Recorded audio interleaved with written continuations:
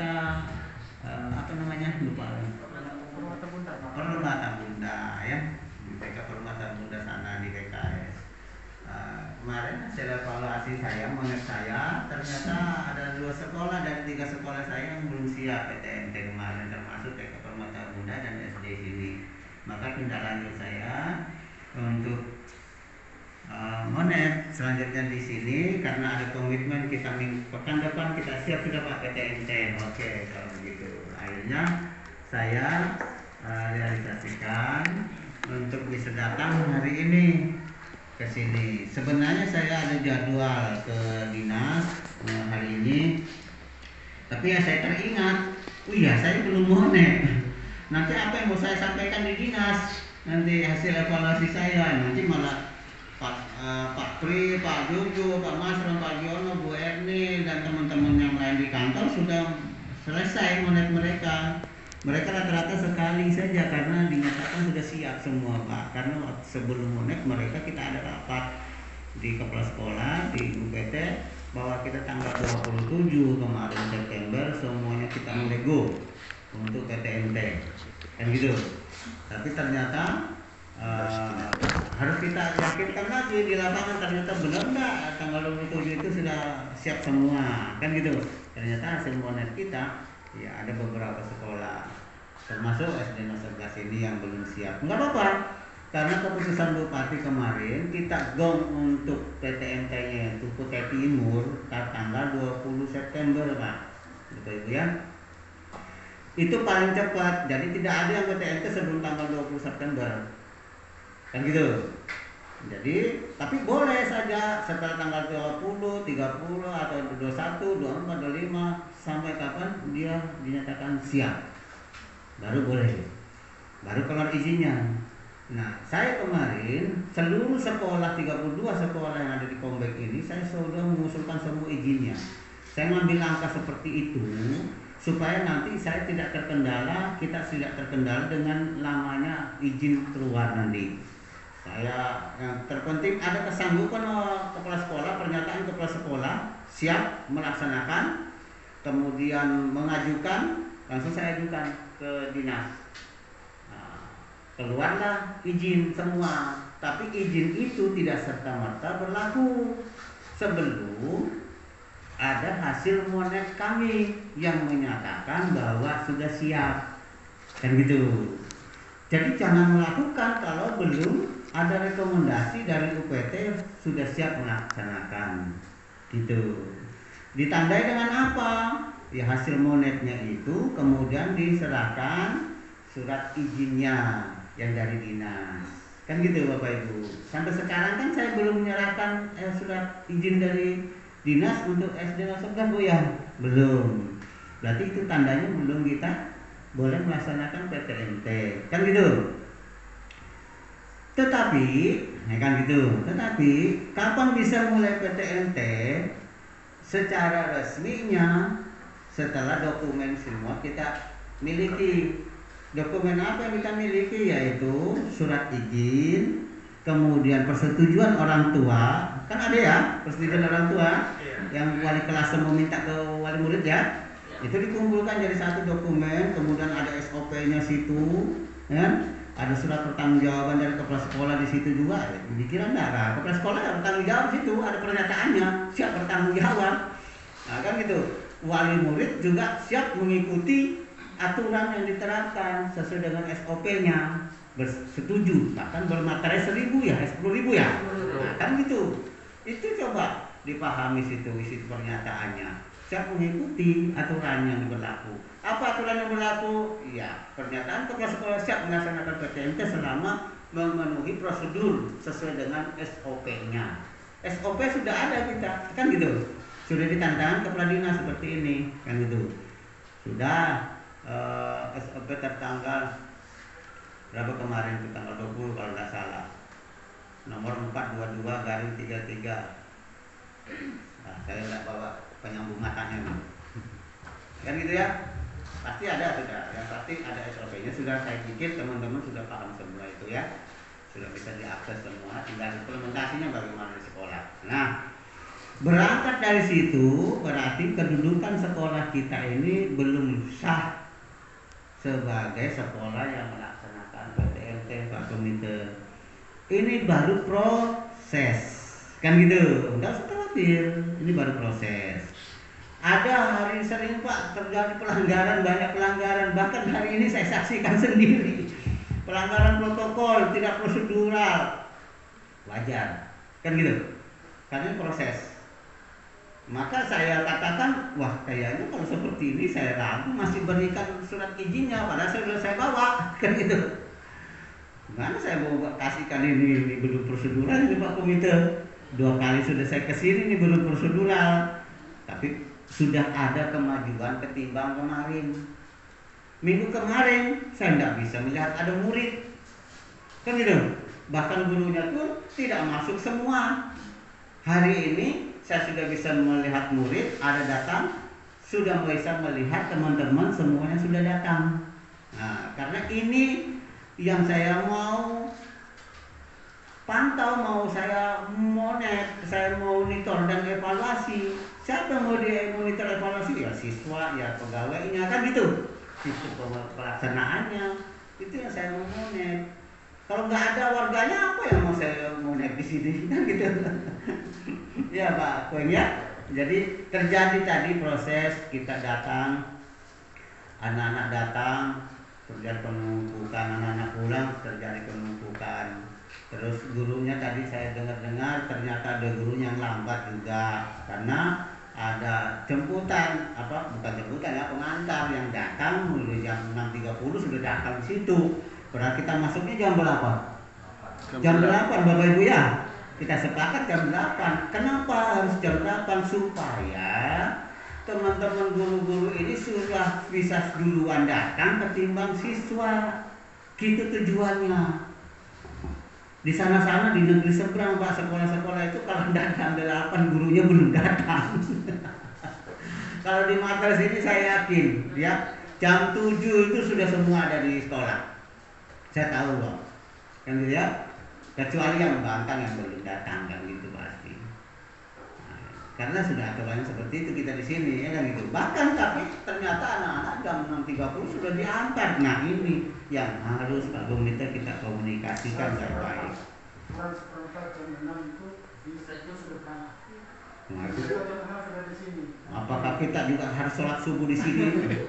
5:30 sudah banyak menunggu di halte itu anak-anak itu. Masa segitunya kita jam 8 loh masuknya. Jadwal sudah kita komunikasikan pihak perusahaan dan sudah di ACC tadi kan gitu. Sudah ACC, oh iya kan akan kami lakukan sesuai dengan jadwal. Nah, di mana letak kesalahannya? Itu yang harus nanti kita sama-sama kaji kan gitu. Kita cari tahu apa masalahnya sih? Apa ya karena penjemputnya yang terlalu rajin? Wah, perlu ada penghargaan dari perusahaan itu. Ya, tambah HK 1 mungkin kalau terlalu pagi. Ya, ada lemburnya kalau duluan datang. Ini yang harus kita cari tahu dulu kenapa. Tadi sebenarnya ada situ yang saya kenal salah satu drivernya Om Ambros itu ya. Nah, nanti kalau ketemu juga nanti saya mau ngobrol-ngobrol juga kenapa sih datang cepat-cepat tadi pagi. Nah kan gitu. Ya, artinya komunikasi ini harus kita terus jalin Pak Komite. Jangan kita diam-diaman dengan pihak perusahaan. Waduh, aku ada masalah di sekolah seperti ini. Tapi perusahaan tidak tahu, padahal pihak manajemen sudah ACC sesuai dengan jadwal. Ternyata di lapangan teman-teman jemputnya tidak sesuai dengan jadwal. Ngantarnya tidak sesuai dengan jadwal, ini yang merusak. Kan gitu. Sebenarnya kalau kita, saya yakin teman-teman di sekolah sudah ngatur. Kalaupun nanti jadwalnya masih ada yang kurang sinkron, karena situasi perusahaan kita beda dengan yang di luar, di SPSP, monggo silahkan rapatkan begini cepat, rapatkan sama teman-teman ke kepala sekolah, komunikasikan gimana baiknya, kan gitu, gimana baiknya, ayo kita rubah. Tidak mesti harus sama seperti yang diputuskan di UPT, gitu, karena kita kondisi situasional. Dalam keadaan darurat itu tidak boleh harus sesuai dengan SOP. saat darurat, Bapak Ibu hati-hati. Tindakan penyelamatan, tindakan pencegahan tidak boleh disamakan. Tindakan penyelamatan, tindakan pencegahan bila tidak bisa dilakukan rescue harus dilakukan. Beda Bapak Ibu. Nah ini yang mudah kita punya pengalaman yang kita ada di SAR atau PMI waktu kita remaja ya, PMR ya. PMR waktu kita remaja kita tahu tindakan-tindakan saat darurat tidak mesti harus textbook, tidak mesti harus seperti SOP. Di lapangan kita harus bisa cerdas mensiasati gimana kondisi di lapangan, kan gitu ya. Memang ada aturan karena kalau kami sebagai UPT menyampaikan yang berbeda-beda, nanti teman-teman bingung di lapangan yang mana yang mau dilaksanakan, kan gitu. Nah, kalau satu arah yang saya arahkan, tentu teman-teman nanti ada patokannya. Oh iya, seperti ini normalnya. Harus kita masuk setiap hari dengan dibagi 2 sesi setiap hari. Jadi Senin sampai Minggu. Tidak akan terjadi penumpukan anak-anak di kelas. Betul nggak kira-kira itu? 50% dari satu kelas, ya kan, masuk dengan sesi yang berbeda dengan 50% berikutnya. Akan terjadi nggak penumpukan kelas? Di kelas enggak kan? Nah, seperti ini saya lihat 50% yang kita masukkan. Tidak terjadi penumpukan. Jarak anak-anak bahkan sampai 2 meter. Kan gitu. Kenapa banyak anak yang tidak masuk sekolah rupanya tidak tahu, belum connect rupanya dengan wali kelasnya. Ada yang siswanya cuma 2 yang datang, ada yang sama sekali tidak tahu siswanya datang apa enggak, ada yang datang semuanya. Alhamdulillah, berarti komunikasinya baik dengan wali murid. Nah ini ya, gitu. Yang harus kita lakukan adalah koordinasi dengan baik-baik. Mari kita bicarakan sama-sama, Bu Kepala Sekolah terus, rapat terus, evaluasi terus setiap hari. Jangan tidur, ya, jangan tidur. Saya nggak pernah tidur juga, Bu, mengingat itu apa gimana resikonya PTMT di Kombeng ini. Setelah saya rapat dengan teman-teman kepala sekolah, kita mulai PTMT berdasarkan instruksi Bupati. Pulang saya dari rapat, di rumah saya nonton televisi. Sampai lebih 1000 klaster baru dari PTMT. Wah, saya langsung gini. Ibu di rumah, ibu saya tidak tenang. Keluar masuk kamar mandi, kamar tidur, depan di sofa, apa saya. Kenapa yang dipikirkan? Saya mikir ini anak-anak aman tidak PTMT nanti ini.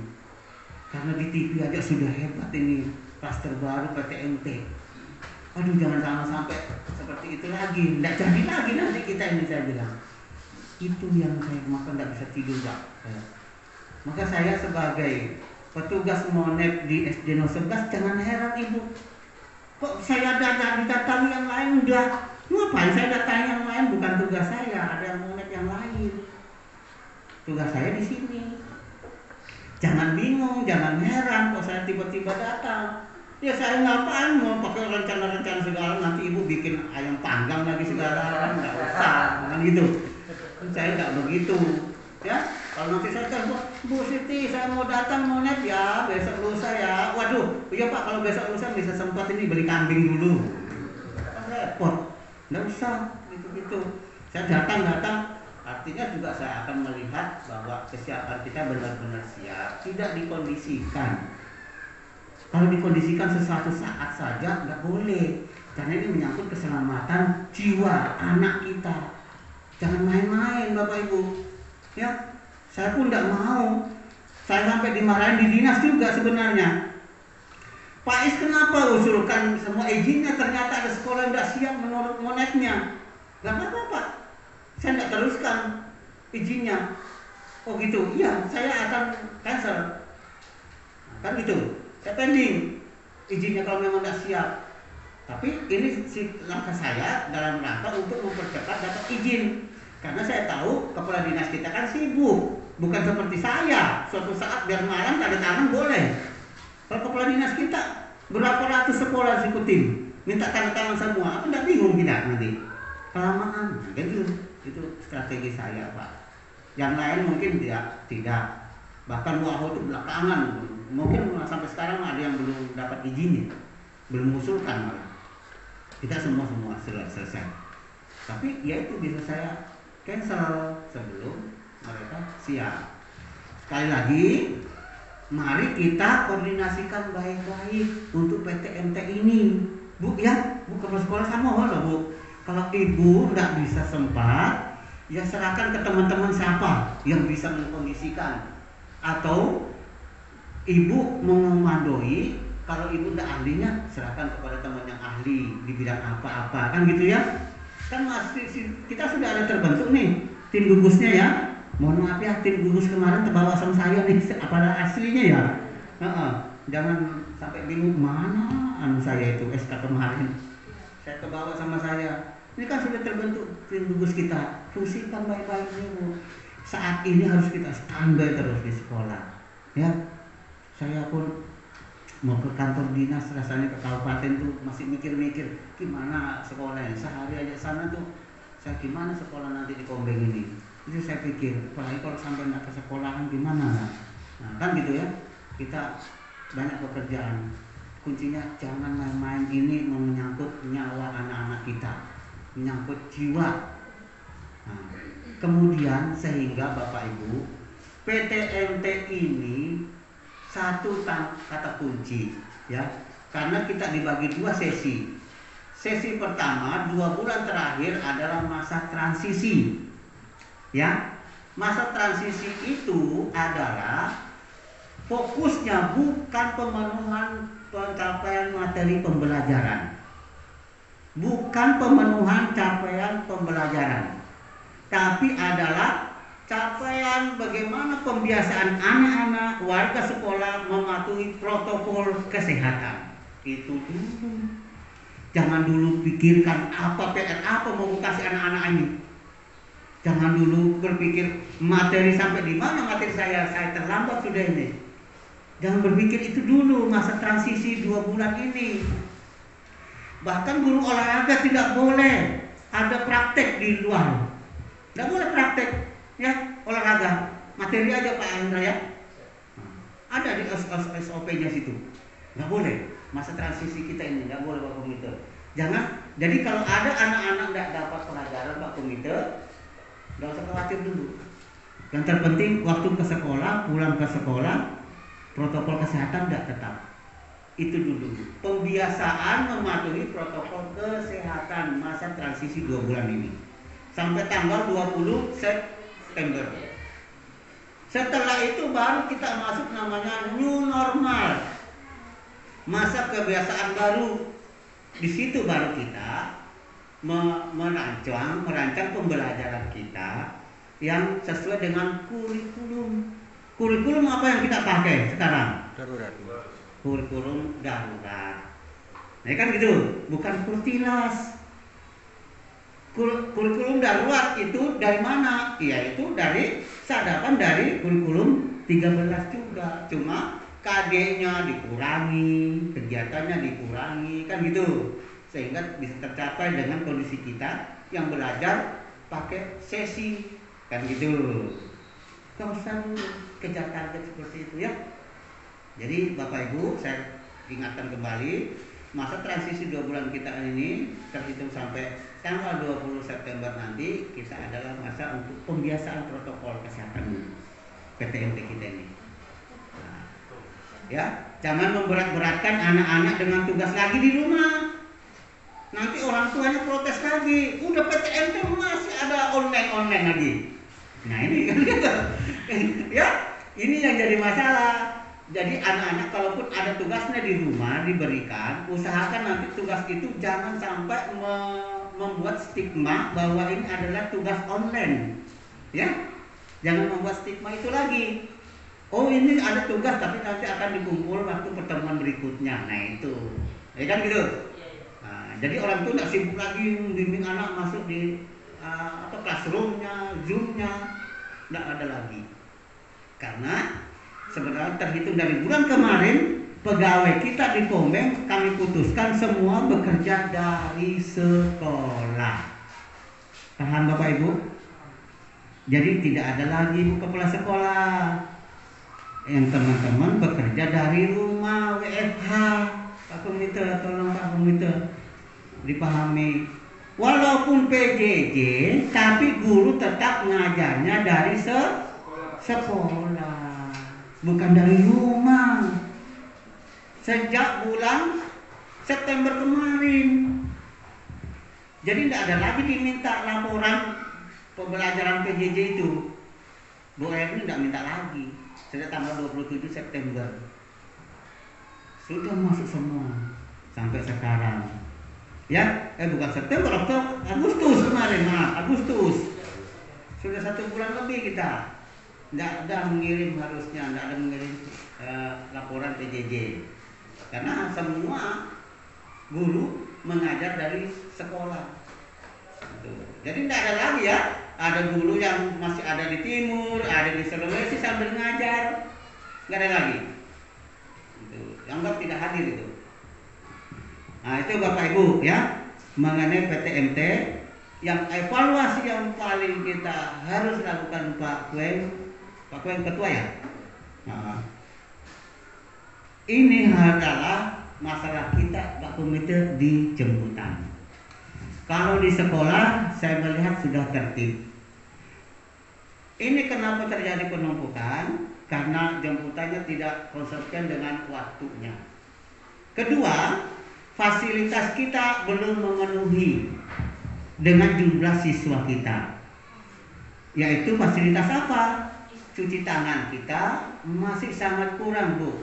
Ya. Bagusnya saran saya, setiap depan kelas ada cuci tangan, tempat cuci tangan. Bu ya. Harus itu kayaknya. Itu solusi kita. Karena kalau di pintu masuk ke komite, numpuk anak-anak di depan nunggu giliran, antri, malah mepetan. Kan gitu. Udah enggak usah antri kalau gitu, udah nyebar aja sana. Jadi itu yang terjadi. Karena cuci tangan kita masih kurang. Saya lihat untuk termogan kita sudah cukup 2. Cukup cek kanan kiri, 2 petugasnya ngecek. Begitu habis dicek normal di bawah 37,5 ya, langsung ke depan kelas. Depan kelas ada apa? Ada tempat cuci tangan dan ada guru kelasnya yang menertibkan secara bergantian cuci tangan. Kan gitu. Udah lain tugasnya yang termogan lagi di depan. Tugasnya wali kelas masing-masing di depan kelas. Ada yang enggak protokol, ini masker pakai, kan gitu. Atau masker di depan boleh juga. Di depan kelas tinggal cuci tangan, tertib, jaga jarak, pakai masker dengan benar, baru masuk satu-satu di kelas, tata. Kan gitu Bapak Ibu. Kelihatannya rapi Bapak Ibu ya. Rapi enggak itu kira-kira? Nah, tapi kuncinya gurunya duluan datang. Itu. Gurunya duluan datang, makanya kita atur jam 8 masuknya. Masa sudah jam 8 pun belum datang gurunya, aduh terlalu deh. Kayaknya kasihan banget. Ini kan gitu, ya. Nah, ini rezekinya sudah dipatok ayam, kemudian gitu. Nah, kemudian kedua kuncinya fasilitasnya Bu, cuci tangannya segera beli. Dana bos boleh dipakai untuk itu, tidak ada batasannya. Pak Komite ya, nanti ditandatangani Pak Komite RK-nya. Oh ternyata ada untuk cuci tangan apa fasilitas untuk protokol kesehatan PTMT ini, nggak apa-apa Pak Komite. Itu sah, boleh. Ya sudah kita disampaikan oleh dinas untuk pengkondisian penanggulangan masa darurat ini Pak, boleh emergensi. Gunakan saja dana bos itu sepenuhnya. Ya. Nanti fasilitas itu dilihat semua. Nah airnya kan itu kalau seperti itu airnya terus habis. 1 ember baru anak 10 sudah habis. Belum diisi, ada yang mau cuci tangan tidak ada airnya. Nah, kan gitu. Itu yang dipikirkan semua. Saya rasa di sini kan ada sumber air rasanya lewat pipa ya. Nah, ada Bapak ledengnya kan. Nah itulah yang dihadirkan. Kan gitu Bapak Ibu. Pakai paralon positif. Mahal Pak. Mahal? Enggak lah, paralon murah kok. Kalau selang Pak sudah ada di depan. Ya, yang terpenting gini, airnya jangan sampai habis. Ya, gitu. Nah, gimana caranya lah? Mungkin ada petugas, kalau nggak pakai petugasnya sih masuk terus ya gitu. Terserah lah. Gimana? Nah, itu bukan esensialnya dari sarananya, tapi metodenya ya yang saya soroti itu. Gitu Bapak Ibu ya. Jadi rasanya kita kalau sudah berjalan seperti itu, guru duluan datang, anak-anak datang ke situ, langsung kita urai cepat di depan kelas kan gitu. Nah, rasanya aman. Kemudian yang terakhir evaluasinya, Bu Siti, teman-teman, kalau bisa Pak Komite kita buat aja agak jauh beda, agak jauh jaraknya antara yang datang dengan yang pulang.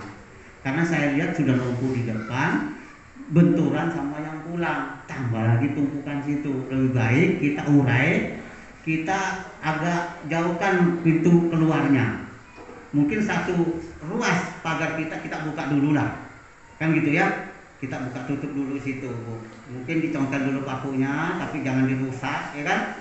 Baru nanti suatu saat kita bisa pasang kembali. Biar di situ dulu keluarnya. Nah, bedakan pintu masuk dengan keluar. Saya mau paksakan sepertinya antara masuk dengan keluar satu pagar itu, satu pintu kayaknya sempit. Tidak sesuai dengan anak yang datang, banyaknya anak yang datang, sempit. Tapi kalau sekolah di HTI itu cukup sudah. Nah, cukup karena muridnya sedikit kan gitu ya.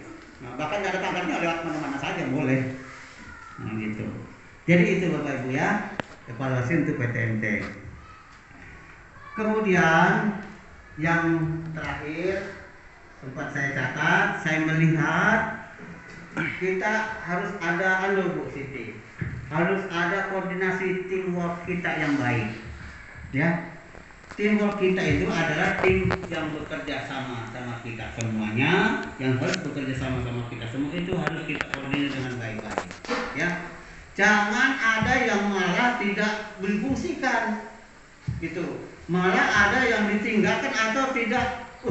Mubazir, banyak. Saya lihat teman-teman ini sudah senior, ya, sudah pengalamannya banyak. Ayo kita manfaatkan, ayo kita sama-sama untuk mengatur situasi sekolah kita, kemajuan sekolah kita, ya. Itu dalam bentuk apa? Yang pertama, transparansi yang harus kita terapkan, ya. Dalam satu manajemen pengelolaan sekolah, transparansi ini biasanya nomor 2, Pak. Ya, nomor 2. Kalau pertama biasanya syaratnya integritas, ya. Kita berintegritas. Integritas itu apa artinya? Ada yang tahu Pak? Integritas itu kejujuran, ya. Integritas itu kejujuran.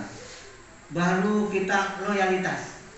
Nah, loyalitas dibentuk dari apa? Dari keikutsertaan kita, kan gitu. Gimana kita mau loyal kalau kita nggak ikut serta, kan gitu. Etos kerja kita tinggi jadinya, kan gitu Pak. Kemudian yang terakhir gotong royong. Gotong royong ini harus kita timbulkan dalam satu tim kita di sekolah. Jangan ada yang sibuk sendiri, yang satunya santai merokok sendiri. Ya kasihan ya. Ini bukan gotong sifat kita. Jadi itu 3 kunci sekolah pelopor kita yang digadang-gadang oleh presiden kita, ya. Sekolah pelopor gerakan revolusi mental, kan gitu ya. Gerakan revolusi mental kita ada 3 kunci ini: integritas, etos kerja, dan gotong royong, ya. Sekalipun kalau menurut saya, teori saya, yang pertama adalah bertakwa kepada Tuhan yang Maha Esa. Udahlah, kalau kita mau lihat revolusi mental kita sebenarnya hanya, tidak usah jauh-jauh. Kita berdasarkan pada dasar Pancasila, ya kan, dasar negara kita, Pancasila, 5 sila itu, jangan 3 aja. Nah, kan gitu menurut saya nih ya, boleh dipertimbangkan. Jadi itu, Ibu sebagai leader di sini, Ibu sebagai manajer di sini harus bisa mengkoordinir, bisa memberdayakan teman-teman, ya. Jangan dipetak-petakkan, jangan dijauhi, jangan dibeda-bedakan. Kita harus berlaku adil, ya. berlaku adil supaya kita dapat tanggapan respon yang baik kepada teman-teman kita, timur kita. Ya kuncinya apa tadi?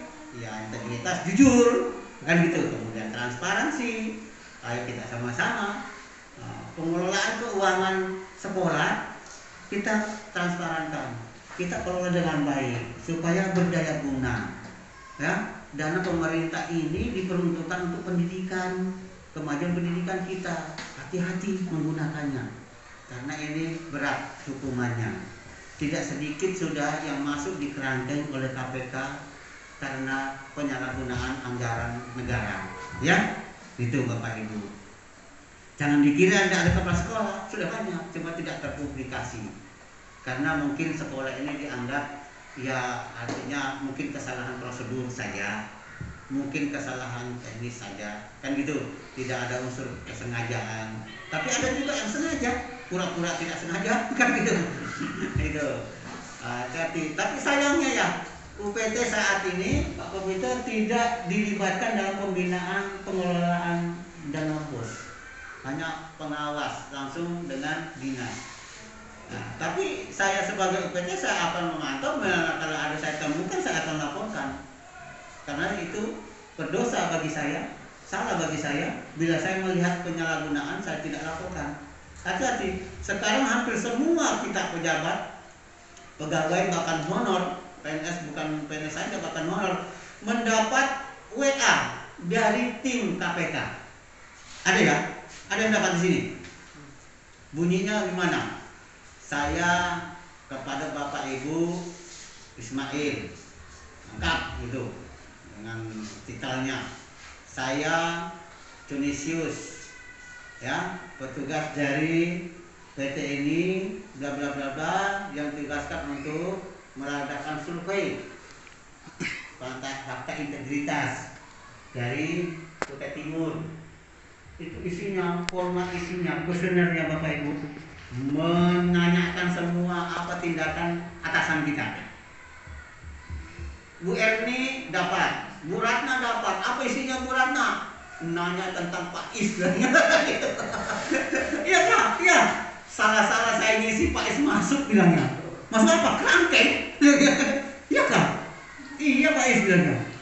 Nggak bisa saya lihat karena dia sudah ngisi, begitu habis ngisi Pak hilang sudah, masuk di masuk di servernya KPK. Banyak ada di sini teman-teman yang dapat? Belum ada. Bu Erni baru dapat juga. Ada. Bu Sutina dapat juga. Apa isinya mereka mengenai Pak Is? Udah saya berdoa mudah-mudahan selama ini. Saya yakin teman-teman bisa mengkondisikan, apalagi sekolah ini loh, Pak Komitenya setia banget. Setiap saya kesini Pak Komite pasti ada. Karena apa? Pak Komite bukan orang lain, orang sekampung saya juga. Nggak tahu kalau nanti PT Hilang udah begitu. Saya sekampung kami juga, orang kita juga kok bilangnya. Orang kami juga kok. Jadi itu. Yang kedua, teamwork kita, sekolah kita, staf dan pegawai kita, ayo kita kerjasama, ya. Jangan ada perbedaan pendapat, kita koordinasikan baik-baik. Bagaimana pandangan teman-teman pelaksanaan PTNT, pengelolaan keuangan, pengelolaan program sekolah yang baik, ayo kita koordinasikan baik-baik, ya. Hati-hati, karena banyak sekarang evaluasi, mungkin saja bisa jadi. Saya pun tidak tahu Bapak Ibu sudah dievaluasi orang, tidak tahu lagi nanti saya tahun ini masih saya di UPT. Takutnya ya saya dikembalikan lagi ke sekolah yang tidak jadi masalah, saya jadi guru lagi, kan gitu. Tidak ada tahu nasib kita semuanya, karena ini adalah memang saatnya, masa-masanya. Bapak Ibu, mungkin itu sementara dari saya. Langsung saja ya, kita kalau ada yang mau bertanya, menanggapi, ada saran, silakan saja. Mau saran kepada siapa, mau menanggapi siapa, mau bertanya kepada siapa, silakan. Pak Kuen, silakan diatur. Terima kasih. Assalamualaikum warahmatullahi wabarakatuh. Terima kasih untuk arahan dari. Terus kemudian kan saya sarankan, ya kan, penuhi sarananya, kan gitu. Sambil kita menjalankan prosesnya. ketertibannya, kan gitu. Gimana kita bisa tertib, bisa menyegerakan sesuai dengan prosesnya kalau sarananya tidak mendukung, kan gitu. Nah, harus didukung oleh sarana. Nah, strategi kita harus didukung oleh sarana. Maka dari itu sarana ini mendesak, ya, Bapak Ibu mendesak bu kepala sekolah, mendesak siapa bagian sarana prasarana di sekolah kita? Hah?